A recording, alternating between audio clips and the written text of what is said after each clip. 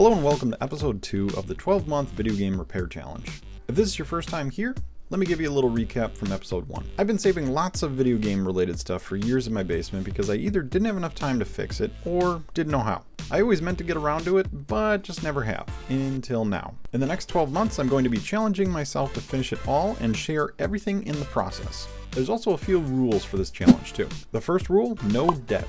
I start with $0 and I need to repair and sell items I already have to make enough money to buy new parts and new items to fix. I'm shooting for $10,000 in sold items by the time I'm done too. Rule number 2 is I have a maximum of 7 hours per week to do any testing and repairs. 1 hour per day, or 365 total hours for the year. Number 3, there's no cost for supplies and tools I already own, but anything new will need to be purchased with the money made from the repairs. Number 4, share everything. 1 summary video each month until the 12 months are done. Okay, with that out of the way, let's jump into the meat of the episode. What did I get fixed this month, you ask? Remember that box of controllers from last month that I tested in preparations for repairs this month? Yep, you guessed it. Those were not worked on right away at all. Instead, my squirrel-brained ADD self found some new non-functional games to buy, and I fixed those first, because clearly, I have a problem. First item I bought this month was a copy of Casper for Game Boy Color. I found it at a local half-price books and don't know why, but I just can't pass up a deal. It was only $4.99, and even though I have gobs of stuff still waiting to get fixed, I just had to buy it. It's actually in excellent condition and works great, but the battery is run dry, so it's not a huge repair, but it's still a repair nonetheless. Check out this video here if you'd want an in-depth look at replacing batteries on Game Boy Color games too. But it's now working great, and it's been listed online for sale already too. Next up is a copy of Tecmo Super Bowl for NES. I know. I just can't stop. It was a great deal for $6.99 at a local thrift store, and I just can't pass it up. I'm sensing a theme here with my purchasing though. If it's a deal, I just can't leave it be. So I tested this beautiful copy, and go figure, the battery is run dry too. So another pretty easy swap for the month, and again, if you'd like a more in-depth look into NES battery swaps, check out my other video on the topic right here. Of course, it's now working great, and is also listed for sale too. Next up, another Game Boy Color game, Super Mario Bros. Deluxe. I picked this one up later in the month, but this came from an eBay seller for $13.99 and was listed as non-working. The label is a little worn, and I'm guessing the battery is shot too, but when I tested it, it was for sure not working. I was a bit concerned at first because the Nintendo logo didn't load up at all. It was just blank. I thought maybe the chip was bad, but figured I would handle it like any other cartridge that had a similar issue and heat up the ROM chip legs to see if it had a cold solder joint. If you'd like to see a full explanation on repairing Game Boy Color board issues, be sure to watch this video right here. But it turns out it did have a cold solder joint somewhere. No chip issues to worry about at all. I swapped the battery out so the new owner can get a fresh cartridge to play with, and it tested great. Another successful fix. Now on to the tote of broken Xbox controllers from last time. If you recall, I found about 25 of the controllers I had tested had cord issues of some kind. I purchased 20 new cords in hopes that some could be saved too. And some were, but I started with the obvious ones first where the cords were damaged and had to be removed. But before I get into that, I'd like to thank PCBWay for sponsoring today's video. PCBWay.com is a printed circuit board manufacturer that provides a wide variety of options for prototyping and assembly. Speaking of assembly, PCBWay has many different options for it too. Most interesting to me is the Flex PCB assembly services, but they have a formalized process that is committed to quality for even the smallest orders too. With over 50,000 positive reviews, consider choosing PCBWay for your next prototyping assembly needs. I would like to thank PCBWay for sponsoring today's video, and be sure to check out PCBWay.com for all your project's needs. Now back to the controller repairs. Besides the controllers that obviously needed new cords because they no longer had a cord, how can you tell if a cord's bad to begin with? Well, you can test them with a multimeter, which I would highly recommend. And this is where each of the colored wires inside the cord can be tested from a quick disconnect plug-in too. You can also look up original Xbox controller pinout online, and you'll be provided with some handy infographics too. If you test for continuity between the plug end and the circuit board, that'll give you a good indication if the cord is bad. I've seen other people test the resistance in the cord as well. This is also probably not a bad thing to do either. Personally, I just didn't bother with this method. These are both kind of difficult to do with a basic tester too, so be aware of that going into it. Another telltale sign that the cord needs to be replaced is this. This is a perfect example, as the cord has been bent so many times in the down direction that it now has a bias towards that direction. You can also see right at the connection point that it looks like the cord is bulging and isn't smooth like it is further down. This is most likely due to a wire moving inside that stress point, and having wires move out of place is not not a good thing. You can feel it right at this point, and there's a bit of a flat spot in the cord too, which means the wires are not only moving, but they're also crushed at this point too. I'm 99% certain that this is a bad cord without doing any testing, but I'm going to cut it open and show you the insides of what really is going on here. Trimming away all the outer insulation and the inner shielding, you can see what these wires look like at this exact point. The inner shielding is also crushed and falling apart while I'm doing this, and that even further proves to me that this is a bad cord. And there you have it. The smaller white, green, and yellow wires are all for data transfer, but the larger red and black wires are power. Since these are larger stranded wires, they are prone to damage if bent too many times at too much of an angle, which is exactly what has happened here. The red and black wires both have damage to their outer insulation. Due to this, they can move more freely at those damage points, which results in more broken strands and eventually complete failure. So hopefully this helps you with identifying your own cord related issues in the future, but let's fix it. I just released a video on how to do a full swap of the cord that you can watch here, but it's a pretty easy process. Get your controller open so you have access to the bottom where the cord is connected directly to the circuit board. Then begin pondering your life's decisions that have brought you to this point, because you're now staring at what looks like a dead cockroach inside a broken controller that you can't recall when you bought on eBay, but you do recall it's been sitting in your house for a while, inside of an open box, in your dark, welcoming, often not used basement. So begin to panic clean the entire controller with alcohol and Q-tips to remove all the filth, because that's disgusting. And boy oh boy is there a lot of it. Then dump alcohol directly onto your table to clean it, just in case some nasty bits managed to escape the paper towel everything was sitting on. Then decide to take out your garbage because you hate the thought of sitting next to the cockroach corpse in your trash. But before you take it out, double bag it to make sure there's no little bits that'll fall out between here and your door. You then remember it's -50 out and everything is frozen, including your garbage can. But that's not stopping you from getting this little bundle of joy out of your house.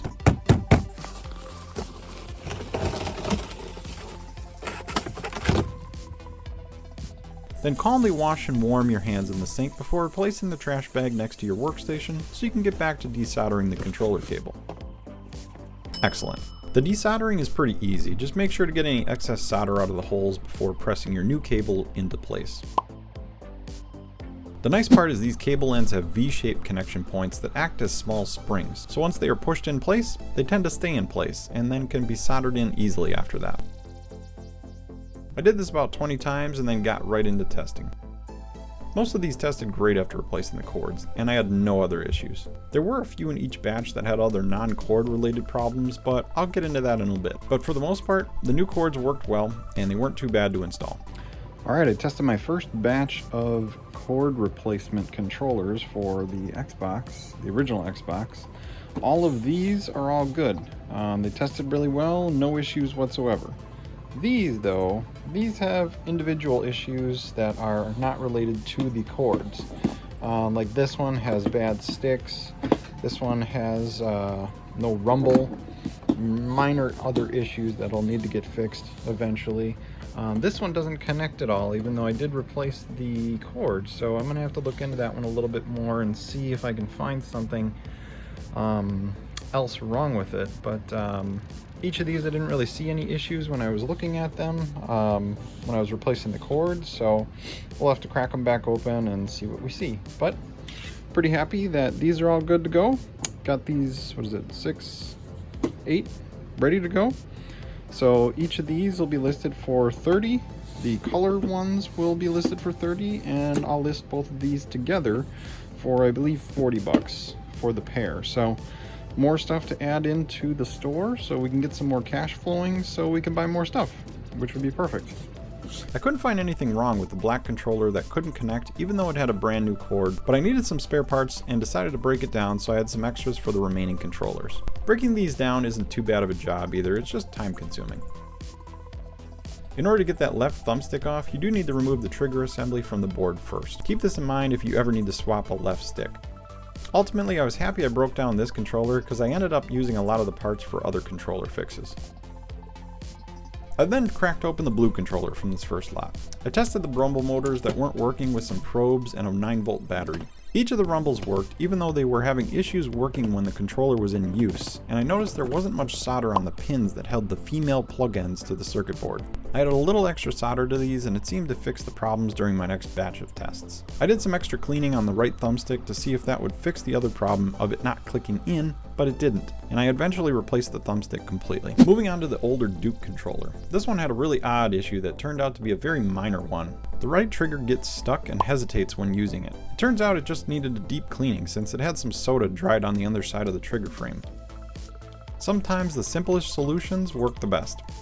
Also, does anybody know where to get replacement parts for these Duke controllers? I can't find anything online at all. I didn't know if there was some super secret supplier of parts that I wasn't aware of. No plastic sticks, no housings, no nothing. I couldn't find anything, so if someone knows of a place to get replacement parts from, please leave a comment down below and I'll link it in the description. Alright, I just got through testing my next batch of 12 controllers that are fixed up. These are all good to go.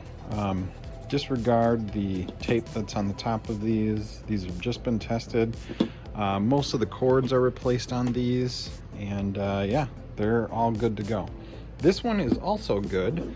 It just happened to have a problem where there was corrosion in the top of this, and I just cleaned it out with a Q-tip and some IPA, and it fixed it. But unfortunately, one of these thumbsticks needs to get replaced because it's all chewed up. But that's a small thing that I need to do in order to get this one 100%. So, perfect. But then we have 3 that still need some other issues fixed. This one just has a little bit of a sticky A button. It's just it's not really responsive. This one is another one where it just doesn't connect even though it has a brand new cord. So maybe the capacitors go bad in these. I'll have to check the board and see if there's any other traces that are potentially bad, but it's just really odd that these have that problem. I've gotten 2 or 3 of them so far that have a connection issue, but they have a brand new cord, and I've checked the boards to make sure that they're all good. So not sure what the issue is there, but yeah, it's just kind of dumbfounding. Then this one is just another one real quick. I need to replace this thumbstick because it's drifting a bit to the right, but that's not too bad. So out of 12, 9 of them all pretty much good to go. 8 immediately good to go, but this one will just take a minute and throw on some thumbsticks, then more stuff finished. I have a few more helpful tips for controller repairs to go over too. The first is a cleaning tip for all you out there that have discolored or dirty thumbsticks. Use some IPA and clean the entire bottom of the stick to remove any dust and debris from the round part. Then use some extra IPA on the top and really rub it around and get it as clean as possible. Then while it's still really wet, rub it with your finger. The top layer of plastic seems to be rubbed away when you do this, and it's left looking great and isn't sticky either. It's a good way to make your sticks look a lot better rather than having to just replace them too. I swapped out a few more thumbstick parts and ran into another interesting problem, or you can call it another tip. It seems the older Duke controllers don't like to have their sticks swapped. The circuit boards tend to shed their traces if you're not careful. These aren't a problem because they don't have any other traces attached to them, but if it was in any other location, it could be a major issue. I was able to put these little traces back and hold them in place while adding some solder to the ends, but you don't always get that lucky. So keep an eye out when you're doing any board work on the Duke controllers. The traces seem to peel away easily. Next tip is if you open up any Duke controllers, that you make sure that you're doing it carefully. The pegs and studs inside these housings can break easily as the plastic has become very brittle over time. Take your time with these and go slow, and hopefully you won't hear any cracks.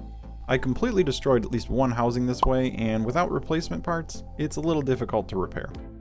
Ever wonder what's inside a controller with thumbsticks that look like this? Me too.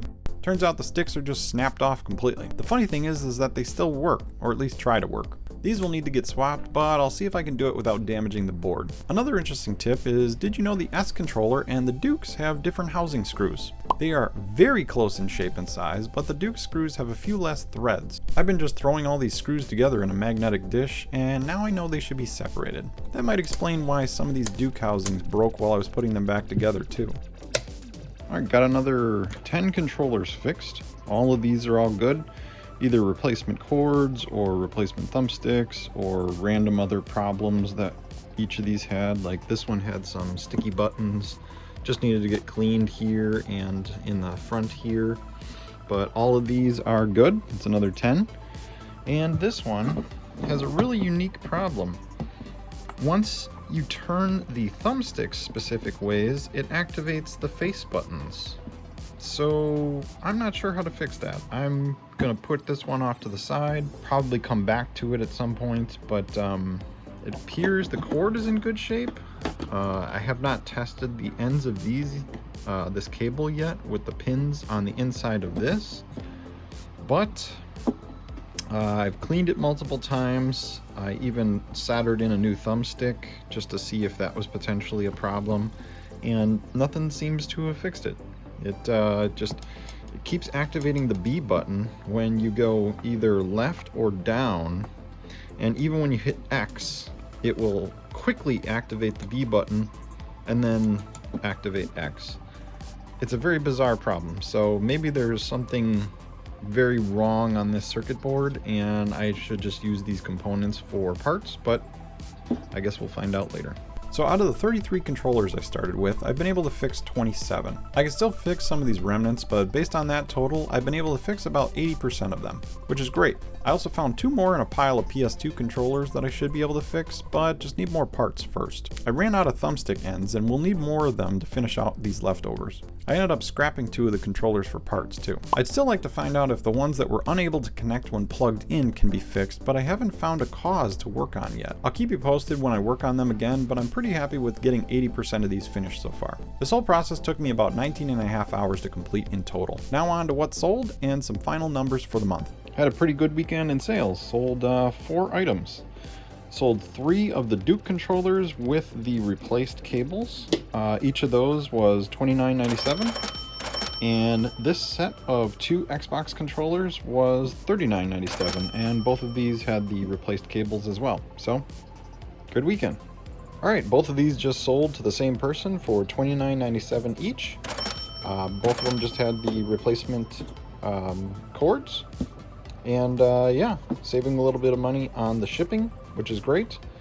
And this is the last item that has sold for the month. Also, since I had plenty of supplies at the end of last month, I didn't need to pick up much this time. I grabbed this small bag of rubber bands for $7 to replace the worn out ones in Xbox disk drives. So be sure to look out for those fixes coming next month.